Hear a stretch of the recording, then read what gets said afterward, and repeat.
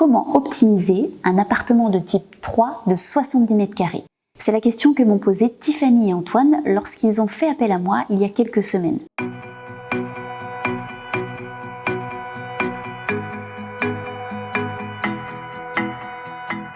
Alors aujourd'hui, à travers cette étude de cas, on va parler d'optimisation d'espace. J'ai fait une première partie de vidéo à ce sujet pour expliquer ce qu'est pour moi l'optimisation d'espace et surtout dans quel cas de figure vous êtes concerné par ce sujet. Je vous mets le lien juste au-dessus de la vidéo.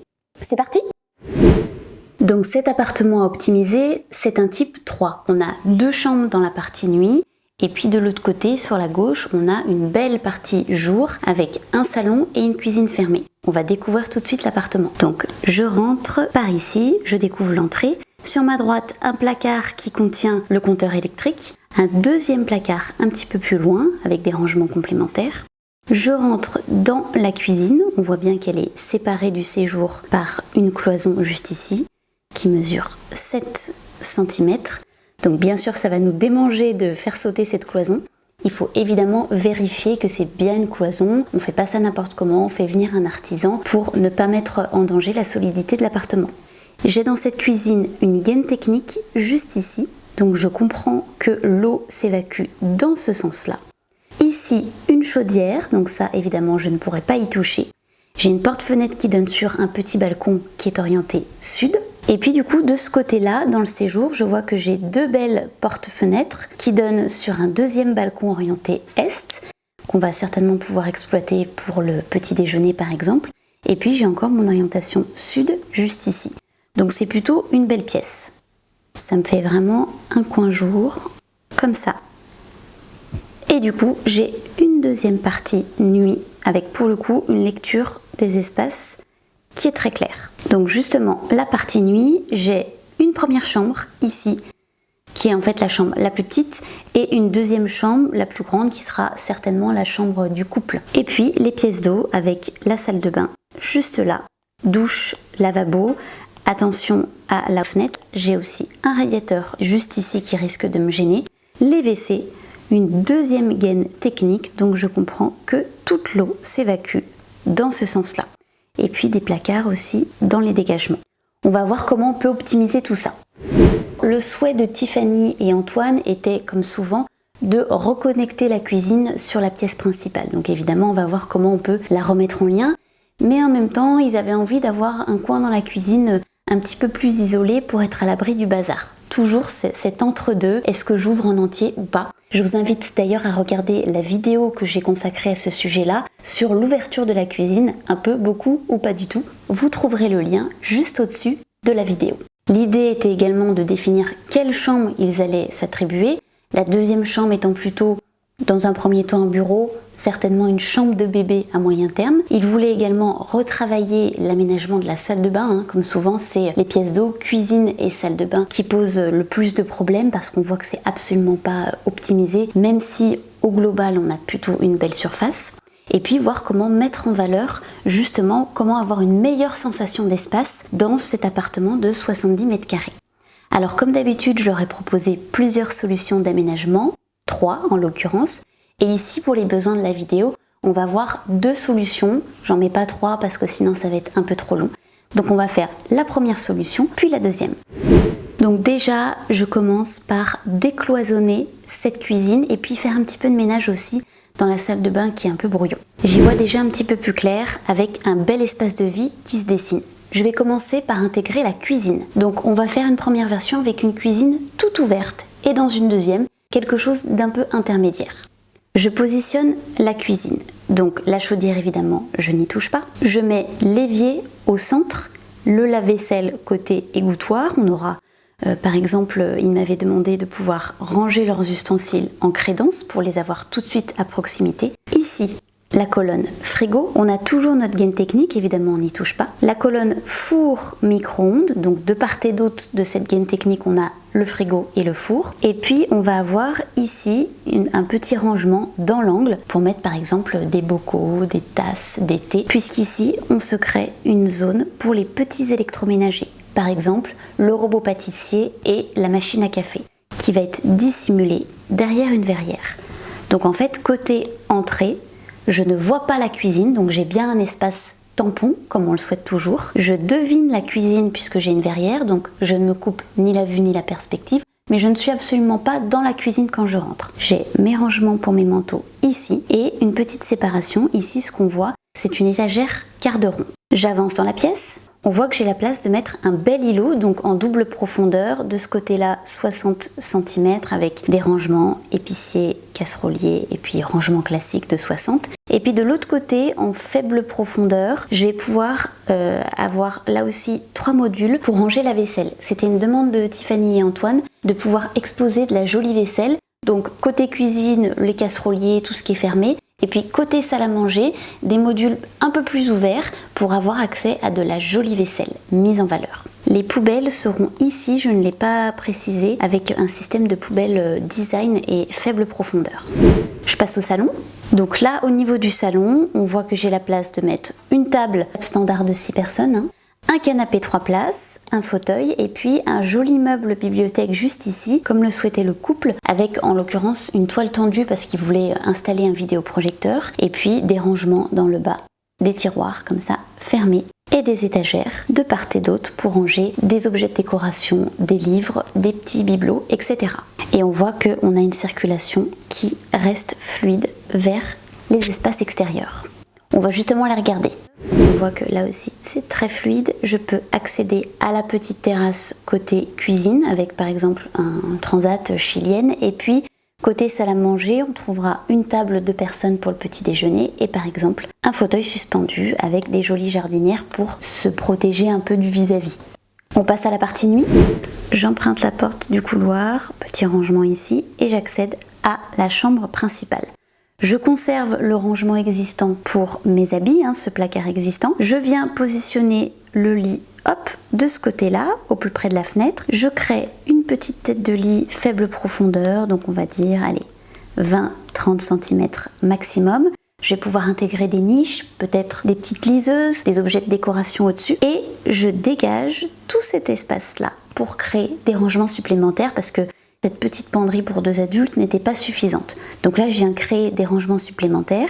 J'ai simplement 50 cm de profondeur ici, puisque contrairement à ce qu'on dit souvent, on n'a pas besoin de 60 cm. Un placard coulissant, c'est 60 cm. En réalité, les meubles à l'intérieur font 50 et on prévoit une dizaine de centimètres pour faire passer des portes coulissantes. Donc avec un système de porte battante ou de rideau qui est très joli et moins cher au passage, on peut se contenter de 50 cm. On est en optimisation d'espace. On va passer à la suite.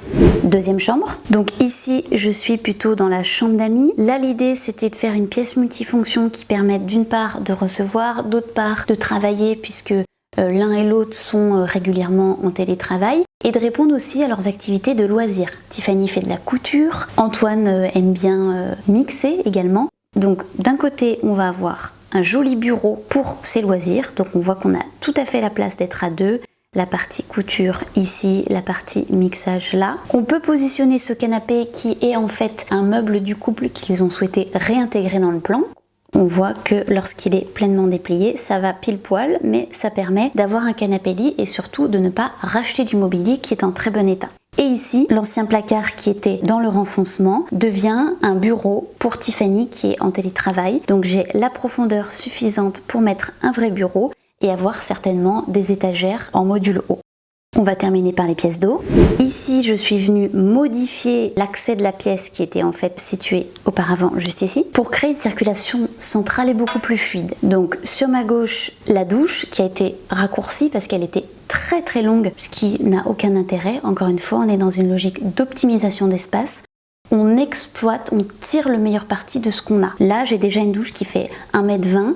C'est largement suffisant et ça me permet de créer des rangements accessibles de ce côté-là pour les tapis de bain, les serviettes, la pharmacie, les produits, etc.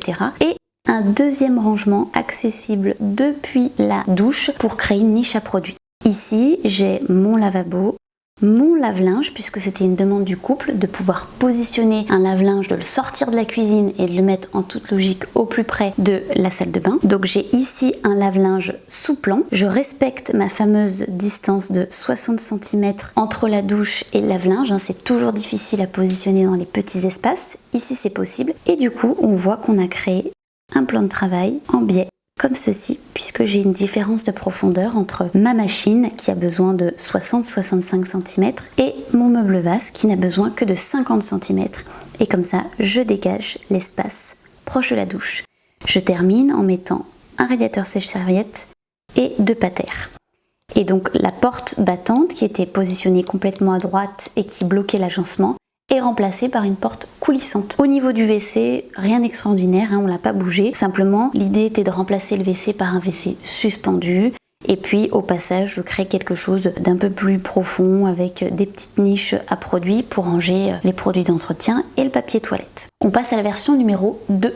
Donc je recommence à nouveau le plan d'état des lieux. Comme pour la précédente, je fais un petit peu de ménage, j'enlève la cloison et je nettoie la salle de bain. Je positionne la cuisine. Donc ici, on voit qu'on est dans une version moins ouverte que la précédente. Je n'ai plus d'îlot. Donc là, je suis vraiment sur une configuration en U, comme ceci. Je trouve la chaudière, ça n'a pas changé. L'évier positionné au même endroit. J'aurai certainement ici une petite étagère pour mettre en valeur la jolie vaisselle, encore une fois. Ma colonne four micro-ondes, on retrouve ma gaine technique juste ici. Et dans cette deuxième version, au lieu d'avoir le frigo et la deuxième colonne de part et d'autre, on a plutôt ici, sur l'angle, la partie frigo. Je vais retrouver dans cet espace une zone pour les petits électroménagers, la bouilloire, la machine à café, le robot, la plaque de cuisson sur le retour avec ici simplement un petit plan qui va dépasser d'une vingtaine de centimètres pour éviter les projections, les éclaboussures et puis pour dissimuler un petit peu les éléments.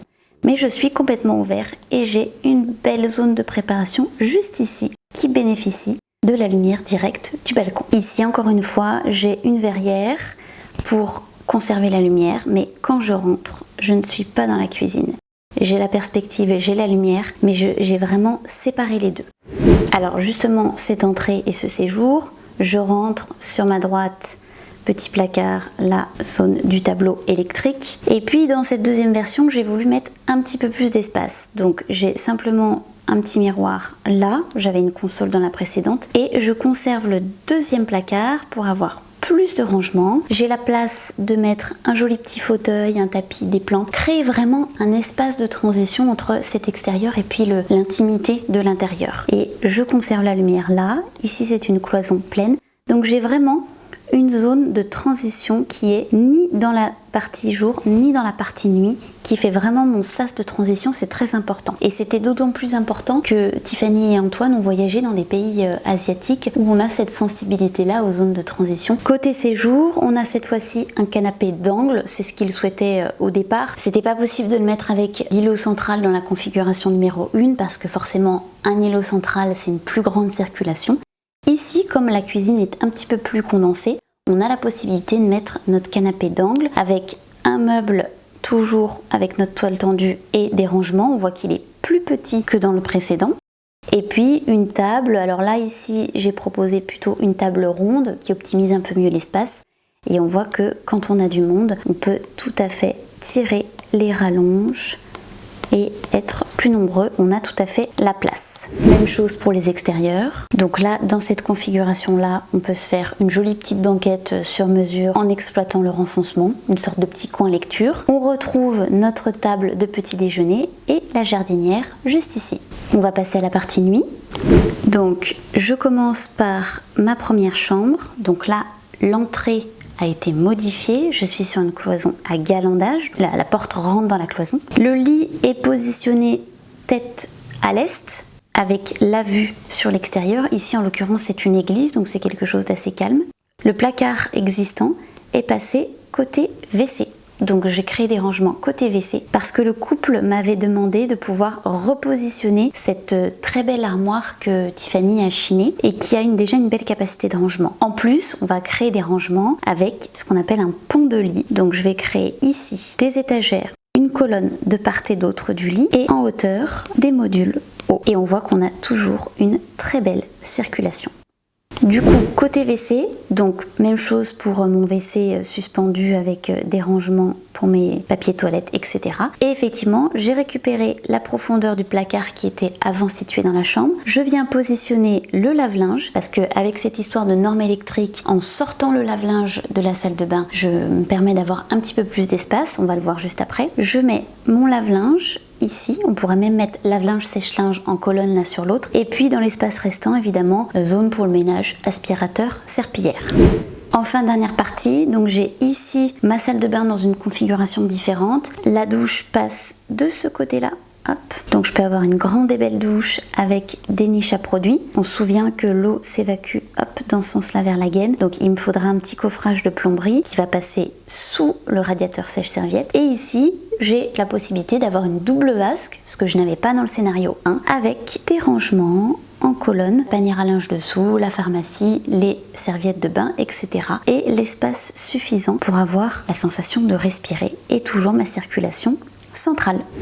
Enfin, la dernière chambre, donc ici j'ai toujours ma partie loisir créatif entre guillemets. Ici c'est le bureau de télétravail de Tiffany. Là encore il s'agit d'un meuble que Tiffany souhaitait réintégrer dans le nouveau plan. Et le placard ici est transformé en une zone pour les amis. Donc je peux tout à fait mettre un petit canapé gain place qui va faire 1,20 m et le déplier quand j'ai des amis qui viennent à la maison. Et au-dessus évidemment des modules de rangement. Voilà deux solutions pour un même projet.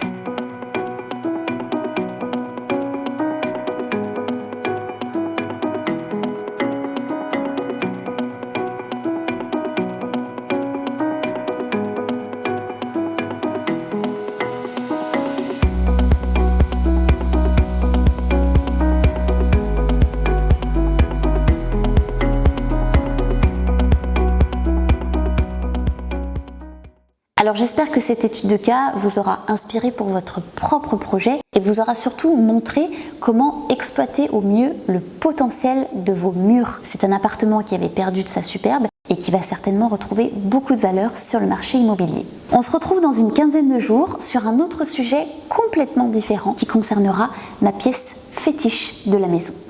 À bientôt chers habitants.